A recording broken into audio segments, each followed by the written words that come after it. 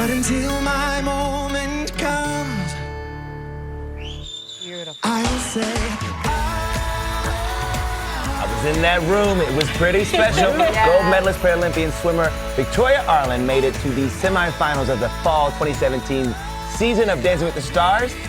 We were there. It was a pretty incredible thing. Pretty incredible thing to see you there. Pretty remarkable story you have also. We gotta say, her story, starting at 11 years old, Victoria developed 2 rare viral diseases, left her in a vegetative state for 4 years without the use of her legs for almost a decade, and she writes about it, her miraculous recovery, in her new book. It's called Locked In, The Will to Survive and the Resolve to Live. Victoria, as we were saying, we've known your journey a little bit now, but I still, like, what you detail in this book, it is so shocking. We're going to get into that. I mean, were you hesitant to put some of this out there? I was very hesitant. I actually had a complete mental breakdown on New Year's Eve when I was in the throes of the final, putting in the final chapters, and my mom came down and I cried for the first time and really just let out 12 years of this pain that I'd been holding on to, because I was in survival mode and then I was in catch-up mode and then I was like, let's live mode. And so I never really actually talked about what happened to me until I was in the throes of writing this book. And then my mom was like, it's okay to not be okay,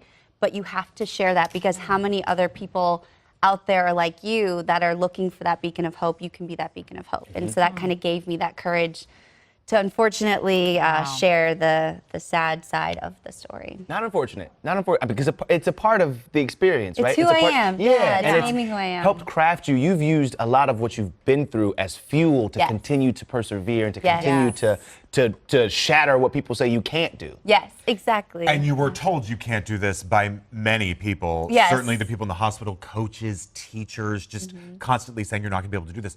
Have you always had that sort of drive? I mean, that really knocks a person down. It does. I'm a little stubborn in that sense, but I also, when you spend 4 years watching life go by and not being able to be a part of it and not knowing if you even have an hour from now, I think it gives you fuel that when you get that second chance, you're going to really make the most of it. And so that's my fuel. As I'm watching this video of you here, as this little girl, 11 years old at the time, till 15, right? Yes.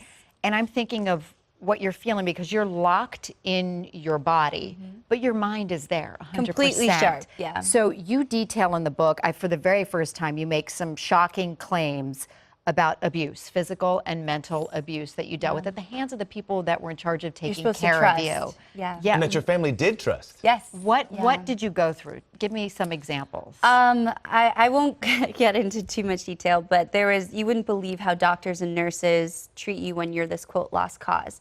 And so a lot of doctors would take their own frustrations out of whatever they were going through in life. I have to believe, or what I've come to believe, is hurt people hurt others. And so unfortunately, I was the punching bag, if you will, of these nurses and doctors who probably weren't having a good day and probably needed an outlet. And so I was kind of the voiceless, defenseless situation in which they kind of took that out on. I still don't understand that. I still don't understand how people can hurt others. I don't understand that at all. And like, one of the things that you talk about in the book is, again, claiming that people thought that you were faking it, and that you were faking as they were putting a feeding tube down your throat. And you could hear them snap say me out that. of it. Yeah, and the crazy thing about that period is that was the perfect treatment period. And instead of sending me or pushing to look into it more in a neurological perspective, it was a psychological perspective. We have to snap her out of it. And that as they were trying to snap me out of it, my brain was continuing to swell, my spine was continuing to be damaged. And so it really, that was the toughest pill to swallow, was realizing that abuse is never necessary. But at the time that I'm being abused is actually the time in which I should have been treated more seriously. And was the period in which could have avoided me slipping into a vegetative state, me being paralyzed for a decade. Was really hard to understand and was really hard to even write, and still I still kind of have to understand that, but I feel like forgiveness has kind of been the root of how I can move forward with my life. You can't forget, but you can forgive. Thank God. You talk about great attitude. It was emotional even to read and to look at again. But when you did come back to yourself, you had the first words out of your mouth were, I would imagine, heartbreaking for any parent. Yes. Any person who loves you and cares about you. you said something really powerful. Would you mind saying it again? My first words were, "They hurt me," and They hurt me. And for my family, that was gut-wrenching. For me, even looking back, that was actually the last edit I made to my book, was I added that because I was so not ashamed. I mean, I think when you're abused, you're put in this situation where you feel like, well, why didn't I fight back? Why couldn't I? Physically could not. Yeah. And I went through all those emotions, but then I realized, I was like, no, this is a part of my story, and I needed to, my first words were advocating for myself. My first words were telling my family that they hurt me in hopes that A, they would not hurt me, but also B, that they would stop hurting others as well. But You talk a lot in the book about your family and in a very loving way. I'm wondering, how did this ordeal affect them? How was it coming back into, quote unquote, like the world? Yeah. And how did this affect your family?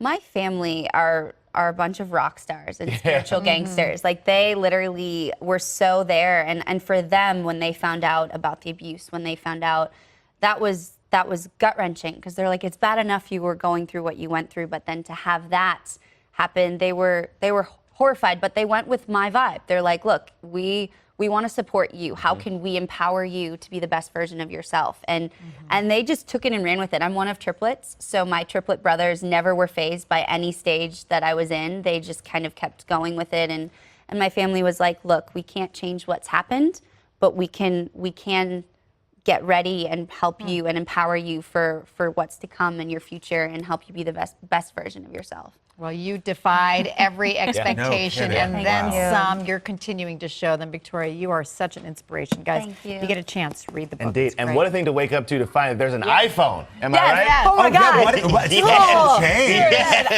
iPhone, there was Facebook, boys didn't have cooties anymore. Right. There was Justin I love Bieber. I was like, what is going on? I'm sure. 11 good. to 15 or gap years. There's a that- big whoa, difference. It's Too like 20 years. Well, Yeah. Locked In, The Will to Survive and The Resolve to Live is available now. Go get it.